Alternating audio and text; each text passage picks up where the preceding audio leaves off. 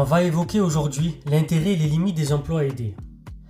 Un contrat aidé est un contrat de travail pour lequel l'employeur bénéficie d'aides. Par exemple, des subventions à l'embauche, des exonérations de cotisations patronales.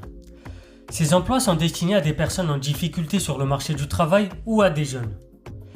Ils relèvent du secteur marchand, les entreprises ou non marchands, qui offrent des services gratuits ou quasi gratuits à la collectivité comme l'éducation, la santé, etc. Les contrats aidés représentent une constante des politiques de l'emploi depuis des décennies, même si les variations en volume sont importantes et varient selon les différents types de gouvernements. Ils bénéficieraient d'effets d'aubaine, les entreprises auraient créé ces emplois même en l'absence du dispositif. Ils coûtent cher et surtout ne permettent pas une intégration durable sur le marché du travail, à cause d'efforts de formation insuffisants.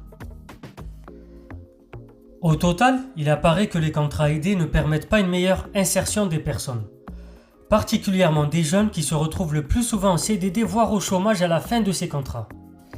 Ils constituent plutôt une mesure de traitement social du chômage, dans un contexte de croissance attente, je vous le rappelle. Les emplois aidés ont un impact limité sur le volume d'emplois disponibles qui dépend principalement du niveau de l'activité. Ils permettent cependant d'éviter l'éviction définitive des plus défavorisés, de la file d'attente, de l'accès à un emploi. Depuis l'arrivée d'Emmanuel Macron, les emplois aidés ne font que diminuer. D'ailleurs, aujourd'hui, les contrats aidés s'appellent le contrat initiative emploi.